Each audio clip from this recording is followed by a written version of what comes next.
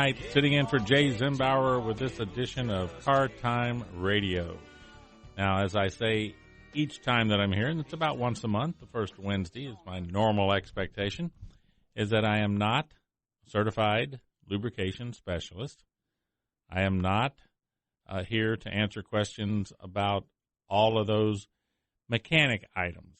I could answer them, just the answer might not be worth the time to listen to it. So the best thing to do is avoid that and just ask Jay when he comes back. Now, I am a certified lubrication specialist, and I do have a lot of experience and knowledge with oil, lubrication, that would be your motor oil, transmission fluid, gear lubes, greases, filtration, fuel additives, antifreeze, coolant, those types of things. So that's where I can entertain your questions. And, of course, you've got the number here of 407-916-5400 or toll-free 855-545-1025. And I enjoy getting your calls, and they make the show go well. So take a moment and give me a call and ask your question you've always wanted to ask about something to do with lubrication. Now, I've been here before, and some of you have heard me talk about this before, so just bear with me. But I got to pass on this to you. You know how I have encouraged you to be careful about what type of oil that you buy, that there are oils coming into the market that really are just downright fraudulent, okay? Especially some of the oils they're claiming to be synthetic. Well, they're really just glorified petroleum, okay? So you think this is a nefarious activity that's sort of only prone to find it in big capitalist countries like the United States. And I read in my trade magazine this week that they have this terrible problem in Russia with oil being produced that is really bad. And the Russian government, of course, is trying to crack down because it's just they don't have the safeguards in place like we have here with certifications and classifications and things that are really tough and set to work. So they are having just a heck of a time trying to get their arms wrapped around this. And so then I'm further reading that this type of stuff is starting to pop up in Western Europe now.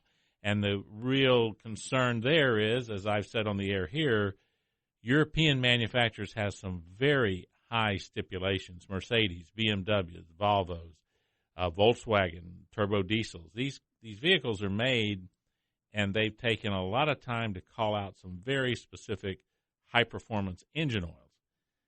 And next thing you know, along comes Slick Willie with his, XYZ oil, and it's not meeting the grade, and they're having troubles. And how does that affect the warranty on the vehicles? And you can imagine the whole Pandora's box that's opened as this happens. So I bring this to your attention because I continually tell you that you're the one that will be the person that catches this stuff. You have to look for oil that you recognize. I mean, all of these American companies that have been making oil for some of them 100 years, they're not going to go out and make some substandard junk, okay? So it's usually when you don't know what they're putting in your car at the lube facility, you need to ask. Now, I'm not saying that anything is going there that's bad, but sometimes the lube facility may not know what they bought because the guy that hoodwinked them, they thought they bought good quality product, seemed to be at a really great price. Imagine that. And so they're tempted to buy it. They bought it, and they're using it, and they don't know. It's got the right writings on the side of the drum that they got, but who knows? Okay, now here's the thing. You can go to almost any lube place you want and ask for a specific oil by name, and usually they'll give it to you. For example, if you go into a quick lube and you tell them that you want to use a Valvoline 5W30 petroleum oil, then they'll either have that or they'll suggest another name brand, something like Pennzoil 5W30 or Castrol 5W30. But they're going to have some name brand oil in quart bottles, and you'll be able to request something that you want. if they have a house oil, in other words, some oil that's in a large tank, you should ask for a technical data sheet on that oil so that you can look at it, not that you'd understand all the technical stuff, but if they can produce one, it means the company that they got it from produced one. You'd be surprised that some of these companies that are selling the less than excellent oils, they can't produce a technical sheet because they don't want to produce one, because they would have to literally lie with the sheet saying that it's something that it's not, and that could get them in significant legal trouble. So if you decide you're going to use the standard bulk oil that's at wherever you're at, ask for a technical sheet to see what it is. If it's a name brand of oil that you have never heard of in your life, I suggest you turn it down and tell them what else do they have that's available by name that you could recognize. And then if it's a good name, like I said, Shell, Texaco, Havoline, Valvoline, Pennzoil, Chevron, one of these oils that you know the name and you've seen these guys advertised and you know that they're a big oil company, you'll be okay. But if the oil they offer you is something and they say, well, yeah, this stuff is, it's good. It says right here that it's high performance, excellent oil. Well, who makes it? Where's it coming from? Some guy mixing it up in his garage behind the building or what? So I can't overemphasize that to you, because here's the point. You can drive off with some substandard oil in your car. Seems to be running like a champ. Must not have hurt a thing, right? 3,000 miles, 4,000 miles of running that oil may put equivalent to 20,000 miles of wear on your engine, because it simply can't do the job it's supposed to do. Oil today, manufactured by the right people, is a complex lubricating solution. It is not as simple as they say, squeezing some lard out of the fat and putting it into a bucket and then mixing some sulfur with it or something and producing what is supposed to be a lubricating product. It's very complex. Your automobile is complex.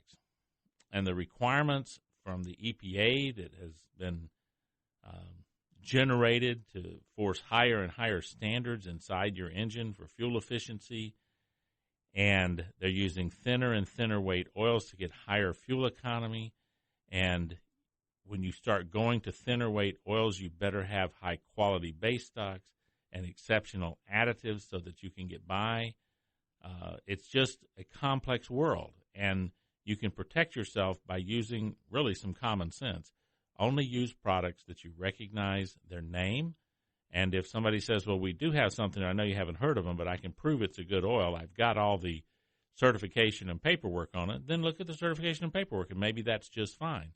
But I tell you, that internet we've got, that is a wonderful tool to go do research on just about any kind of lubricating product you want to find. And if you can't find good information on the internet, it's because they don't want you to find it. It's very simple.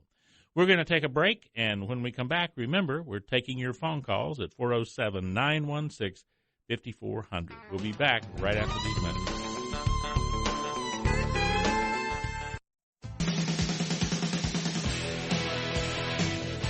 And welcome back to Car Time Radio. Dan Watson sitting in for Jay Zimbauer today, talking about lubrication for your car, boat, truck, motorcycle, lawnmower, tractor, weed whacker, whatever it is.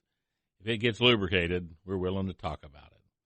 Now, in the first segment, I emphasized again the need for you to do what is called due diligence and make sure that you get a quality product of oil to put in your car. Now, how do you know if that oil is suitable for your car, if it's the one that should be used, if it is the correct product? Well, almost every piece of equipment, I don't care whether it's a weed whacker or whether it's a turbocharged diesel pickup, it has an owner's manual. Now, in that manual, there's going to be a section on lubrication, and they're going to tell you what that manufacturer stipulates is the requirement to lubricate that equipment. Now, in your car, most of the time, you're going to find two things. You're going to find the what's called API classification and the SAE viscosity measurement.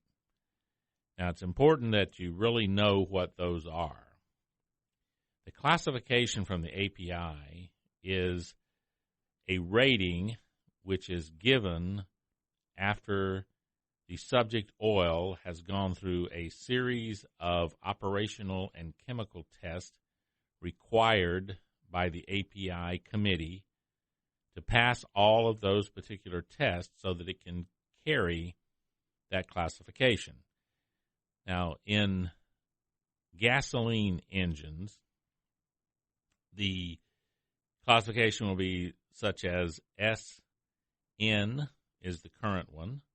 SM will be still there with a lot of bottles, and SL you may find. Those are active classifications for gasoline engines. So that's SL, SM, and SN. Now those, one of those is going to be listed. What you need to understand about those S classifications is that according to the API, an oil that meets the latest SN classification is backward compatible to meet the classifications that precede it. Now, there's a little gotcha in there about that because the SL-rated gasoline engine oils were allowed to use higher levels of zinc and phosphorus than the SM or SN. And that's not a API or a chemistry thing. That's the EPA coming in and limiting that to protect catalytic converters from zinc and phosphorus poisoning them and causing them not to work. That's what they stipulated. So although you might have a vehicle, an older vehicle, that says it should use SL-rated oil, and they tell you that the SN-rated oil will be fine, it depends upon how that engine's put together, and that's a whole different story. But that's the API classification you're looking for, and your manual will tell you what to look for. And you will find that on any bottle of oil that is actually certified to meet those requirements. You're going to find it listed on the label. Now, the other certification is from the SAE, which is the Society of Automotive Engineers, and that is the thickness or viscosity rating. And you will see on a bottle of oil where it says 5W30 or 10W30 or 5W20 or 0W30. Those are the viscosity classification for that oil. And so what does that mean to you? Well, your manufacturer calls out for a certain viscosity or thickness of oil to provide the adequate protection in your engine. That number is not complex, but it is compound. It is a 5W30 or a 10W30. Well, what's the difference? Well, just think of that first number, that W and that first number, as winter. And that is the cold weather or winter rating of that oil, measured at various cold temperatures, usually below zero. The second number is the actual operational viscosity number, all measured at 212 degrees. Okay, so a 5W30 has the same operational viscosity as a 10W30 or a 0W30. The difference is the 0W30 will pump at a colder temperature with the same fluid flow ability at a colder temperature than the 5W. And the 5W will pump better than a 10W at colder temperature, and the 10W will pump better than a 15W, and so forth, up to a 20W. That's as high as it goes. So that first number is telling you that if you happen to be a person that lives in Florida and you're going to drive up to see relatives in Minnesota in the winter, that you would be concerned about whether you had a 5W or a 20W in your car. Okay, I would suggest you take the 0W. I've been to Minnesota in the winter. Use the 0W 20. Okay, point is, These are things that if you're familiar with them and your owner's manual tells you what to use, then when you go to the parts store or you're going to have the oil changed in your vehicle, you can tell the technician or the counter person at the lube station, wherever you go, hey, look, my car calls for 0W20. That's what I want. I want 0W20. Or my car calls for 5W30. I'll take 5W30. Now, in reality, if you don't leave the state of Florida much and you stay down below the Mason-Dixon line most of the time, you really don't care too much about that first number. If it's a 0W, 5W, or a 10W, you won't be able to tell the difference if you live in Florida, Georgia, Alabama, South Carolina. You just won't. You're more concerned about making sure that the second number matches up with your manual in your car. Now, there's big, discussions about whether you should use 20-weight oil or whether you should use 30-weight, even though that your car says to use 20-weight. Okay. There's different schools of thought on that. Strictly from a lubrication engineering standpoint, if you're going to use 20-weight oil like it's called for, I'm going to tell you right now, use somebody's synthetic 20-weight engine oil. 20-weight engine oil is light, and petroleum 20-weight engine oil has an upper operating limit of about 240 degrees. You go above that 240, and it goes into what they call intermittent band, where it can be subject to high oxidation and viscosity breakdown. So you say, well, 240, that's pretty high. I'm not going to get there. My car only runs at 205 degrees. Okay. That gives you 35 degrees, right? I'm a great math wizard. 240 minus 205, that's 35 degrees. Oil in your car will run from 30 to 70 degrees hotter than the thermostat water temperature all the time. When it's at ease, it'll be about 30 degrees above the water. When it's under heavy load, it'll be about 70, 75 degrees above. So we started at 205. If it's at ease, it's at 235. The oil's at 235. Every single lubrication manual that would talk about petroleum engine oil will tell you that when you pass 240 with a 20-weight oil, you're heading into the minefield, okay? So how does it help you when you go to a synthetic? Well, quite frankly, it depends upon the type of synthetic. And this is where I tell you that I recommend that you pay attention and get a tech sheet and look at what they tell you on that tech sheet.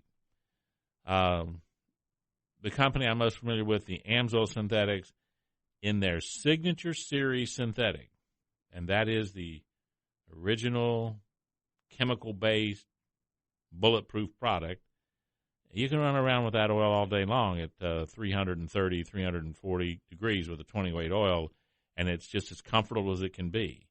Now, you push it to 450, and you're out of its normal band. It's getting a little bit crazy then.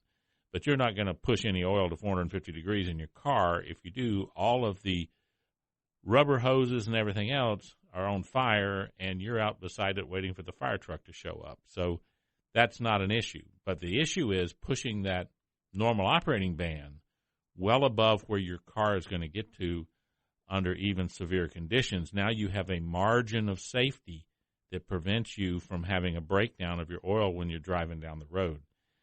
So with all this 20-weight oil, let me tell you something. There's a lot of heavy-duty. Ford has V10s they're recommending 5W20 for. So if you're going to run a 520 in a V10 and it happens to be in your small motorhome, I would highly suggest to you that you really buy the highest quality synthetic you can for that application.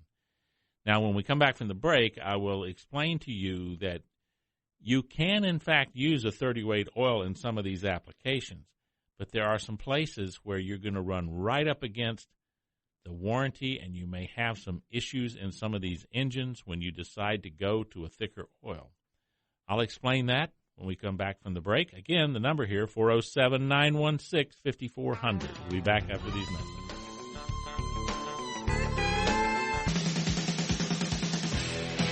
Welcome back, Car Time Radio. Dan Watson sitting in today for Jay Zembauer, talking about lubrication issues. Before we went to the break, we were talking about, well, a lot of stuff to do with putting the right oil in your car, and we got into the 20-weight oils. And I said that when we came back from the messages that I would tell you a little bit about whether you could put 30-weight in these 20-weight applications and what would be the risk and what are we talking about. Well, here's the thing. From a lubrication standpoint, there's probably not any of these applications that a good 5W30 synthetic or 0W30 synthetic would not work. The problem is lubrication is not the only issue going on here in a lot of these new cars. They have what's called variable valve timing, and that means that they're changing the timing of when the valve opens in accordance with where the piston is in the travel in the cylinder. And in order to do this, they use a system which uses the engine oil as a hydraulic actuating device to move these things they refer to as phasers. Now, I know, I thought the phasers, what Captain Kirk and Spock, they were shooting the Klingons with phasers, but that's what they call them. And call them phasers. Now, according to most of these manufacturers, if you use an oil that has a viscosity that is thicker than what they recommend, it may cause your variable valve timing to be sluggish and not respond in the time. We're talking now, folks, about milliseconds, 1,000th of a second difference in timing, okay? But it can make enough difference that it can not adjust the timing as fast as they want it to, and you can end up with some hesitation and sluggish running vehicle. Now, probably rarely would happen here in Florida. This is much more of a concern in cold weather, especially before the engine has warmed up sufficiently. But you could run into some runnability problems with 30-weight oil. If you did, and you're back at the dealer saying there's something wrong with my car and you're under warranty, first thing they're going to do is check to see if you're running the 20-weight oil they recommend. If you're not, they're going to tell you they got to drain it out and replace it, and that get your car back to where it's supposed to be running. Now, if something happens in that variable valve timing thing, that the timing is sluggish or out of whack and you end up, some kind of damage happens, you bend a valve or you do something, and you don't have their weight of oil in, they're going to tell you how much it costs and how much you have to pay. So I have to be up front as a certified lubrication specialist and make sure you understand that there is a difference between will it work as a lubricant and will it be able to perform the alternative functions that are going on in that engine. And that manufacturer has done their research, and they're saying that according to the way they built that variable valve timing, they want you to run a 20-weight engine oil. In fact, in some cases, looking at where it gets a little colder, they're specifying mandatory 0W20 because in those colder climates, they're worried about the oil being too sluggish to operate the variable valve timing when you start it up. And, you know, I've lived up north in the cold climate, and sometimes you could drive your car for 30 minutes before the thermostat gets in, the temperature gets into the normal operating band, 30 minutes. So they're talking about during that 30 minutes, if that oil's too thick, the variable valve timing system is just going crazy. It's not functioning according to how it's designed to work. So they've gone to 0W20. Now, when you read up about 0W20s oils, even the non-proponents of synthetics are saying, well, you get to a 0W20, you just better use a good synthetic. They're actually admitting that there just isn't an ability to make a 0W20 weight oil out of petroleum that can hack it. Well, I don't think you can do it with a 5W20 either, personally, but they still try. So here's the point. Why take the risk? if you're going to have a car that comes and it says use 0W20, some of these new Toyotas and new Nissans and even new Fords, then just simply decide, okay, that's what they tell me to use. What can I use and still get maximum protection?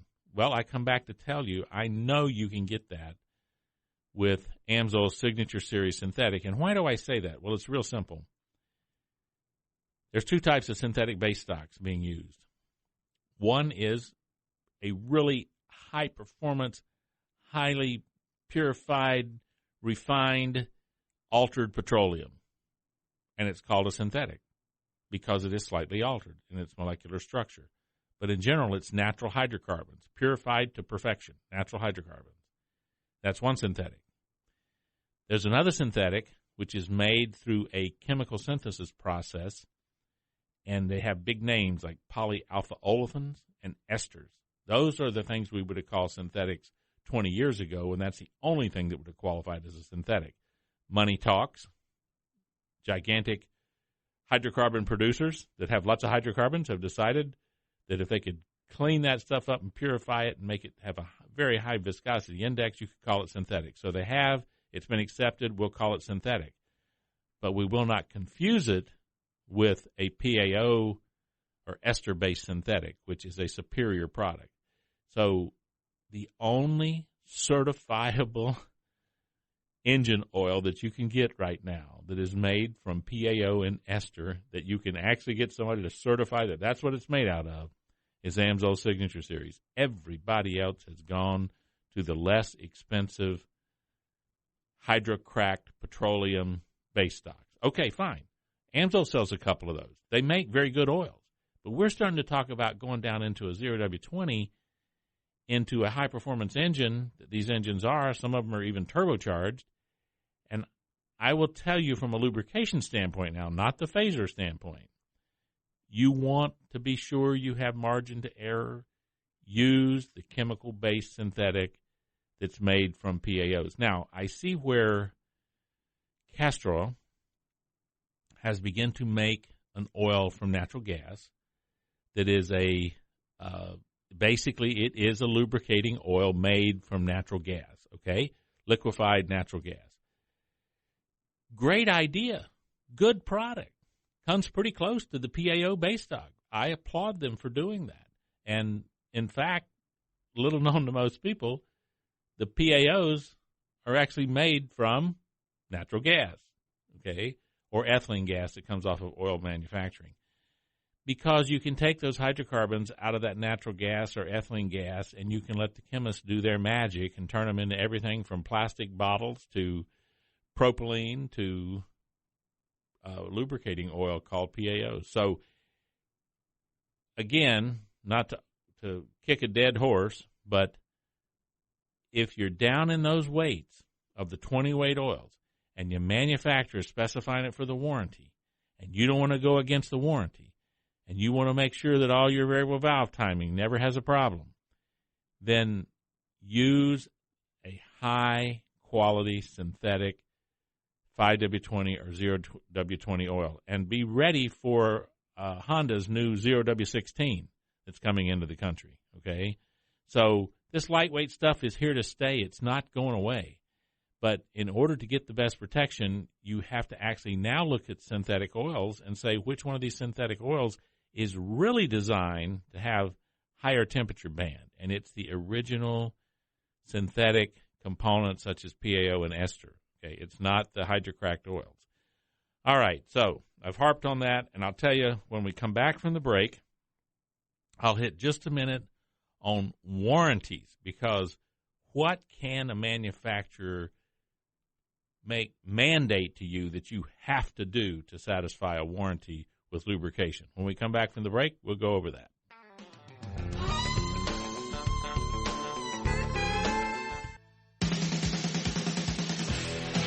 Welcome back to Car Time Radio. Dan Watson sitting in today for Jay Zimbauer, talking about lubrication for your car.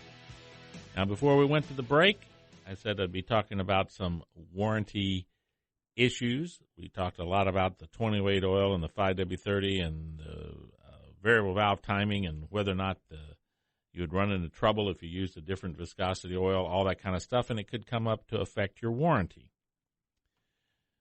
Well, they can stipulate the type of oil and the weight of oil that you have to use.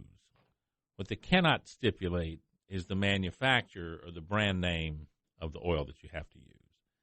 So what you're going to see, if it's correctly done in your owner's manual, is the specification, something that would say that you must use an API SN rated engine oil of a 5W20 or 0W20 weight, or it could be in a car that says a 5W30 is what's required, or you could be in a diesel and it says to use a 5W40. But they'll specify the classification or rating and the viscosity that you have to use. And they cannot tell you that you have to use Amsoil or Valvoline or Chevron or Shell or somebody else's oil.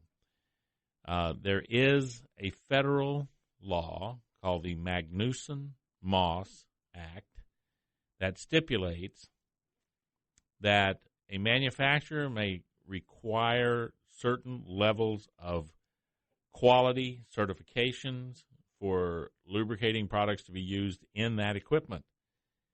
If they stipulate that you have to use their oil, their name brand oil. For example, if you were to buy an Echo brand weed whacker, and Echo said, if you don't use Echo 2-cycle oil in this weed whacker, you will void the warranty.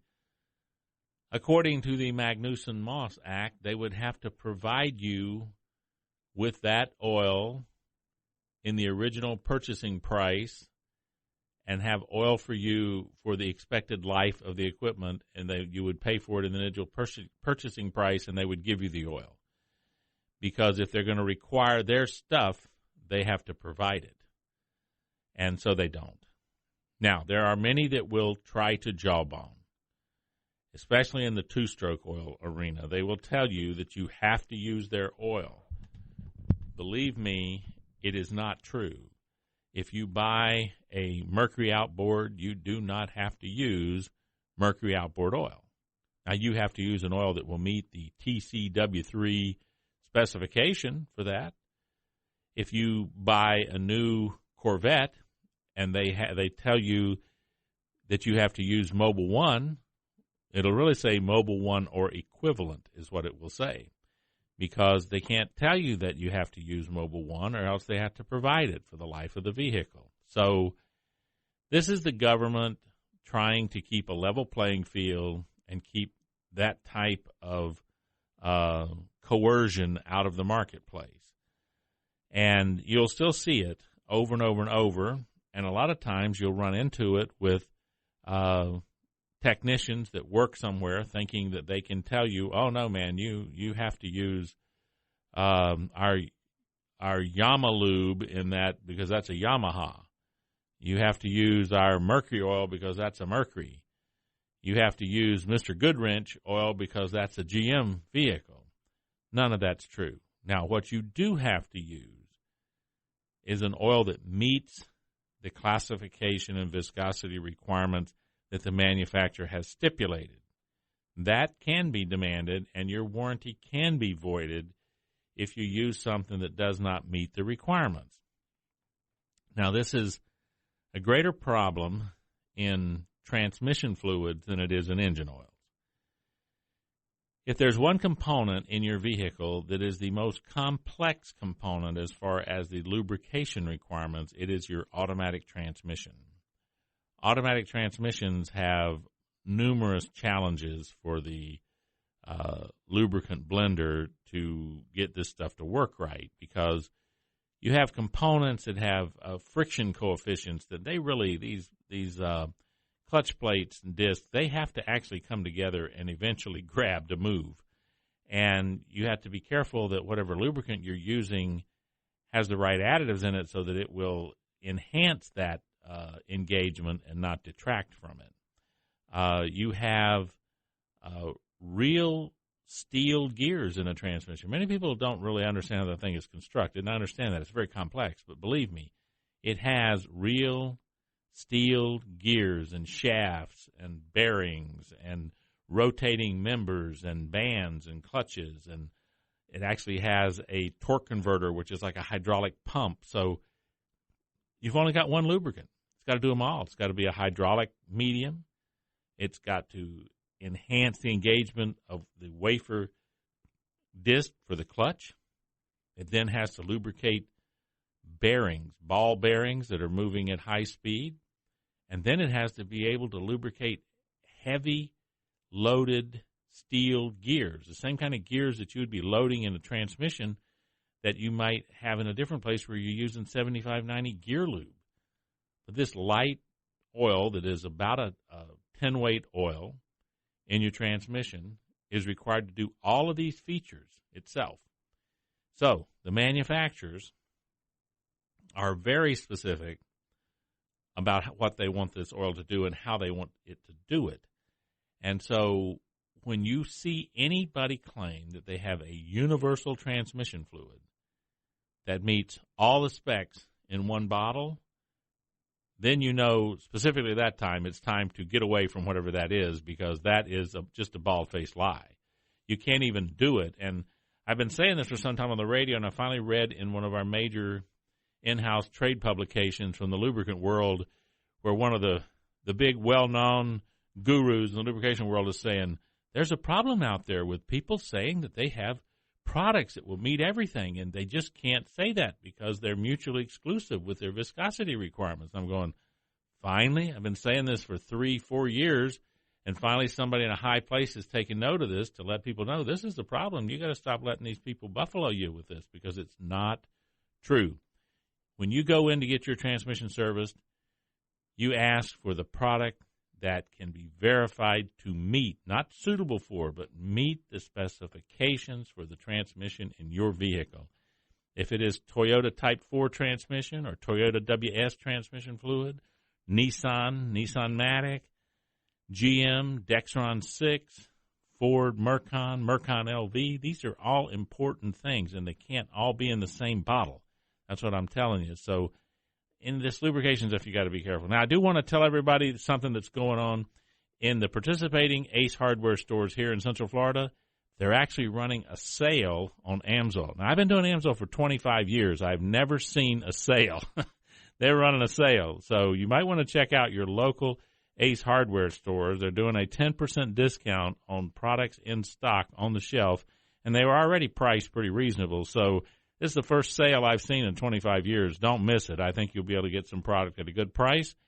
And also, if you have any questions of me, go to my website, thelubepage.com.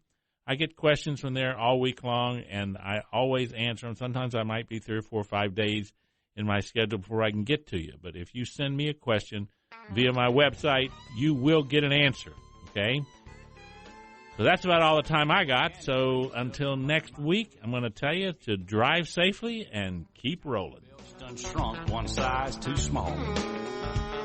No spark plug wires are a little too long. Your main prod spawners near. The latest news and a place to talk about it. News Radio 102.5 WFLA.